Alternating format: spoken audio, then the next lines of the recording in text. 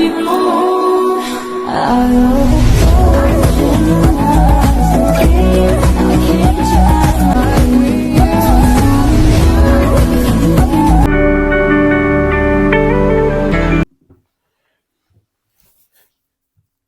معزز ناظرین، مدبر خان کا سلام قبول کیجیے۔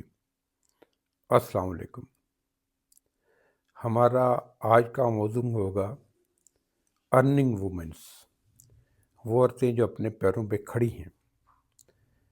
ان کا رویہ کیا ہونا چاہیے اپنی فیملی لائف کی طرف،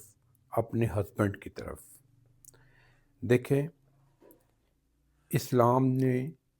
بیسیکلی کمانے کی ذمہ داری مرد کو دی ہے اور گھر سنبھالنے کی ذمہ داری عورت کو، لیکن آج کا ماڈرن دور ہے اور عورتیں بھی کام کرنا چاہتی ہیں، اور اس میں بھی قباحت نہیں اگر وہ کام کرنا چاہیں، کیونکہ آج سے 1400 سال پہلے بھی حضور پاک صلی اللہ علیہ وسلم ہمارے نبی نے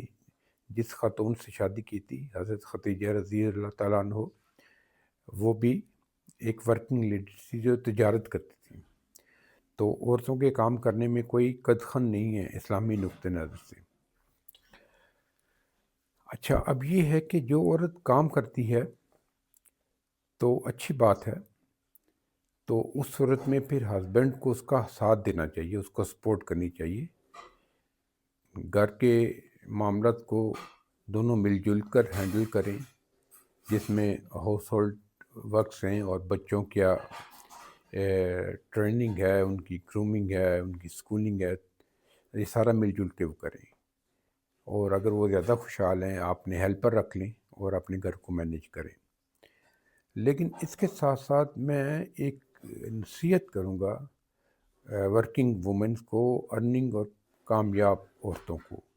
کہ آپ جتنا مرضی کما لیں، آپ نے اپنے شوہر کی عزت کرنی ہے۔ بعض دفعہ یہ بھی ہوتا ہے کہ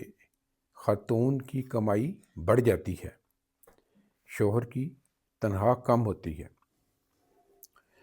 تو آپ نے اس صورت میں بھی اس گھمنڈ میں نہیں مبتلا ہونا کہ میں اپنے شوہر سے برتر ہوں اور میری تو کمائی اس سے بڑھ کر ہے، کیونکہ میں نے ایسی بہت ساری ایگزامپلس دیکھی ہیں کہ وہ عورتیں خامد کو کچھ بھی نہیں سمجھتی۔ تو ایسا نہیں کرنا چاہیے، کیونکہ میں نے ایسی بھی ایگزامپل دیکھی ہیں کہ گھر کا میجر پورشنز جیسے گھر خریدنا، بچوں کی سکولنگ، ایجوکیشن، وہ سارا میجر پورشن وائف کی طرف سے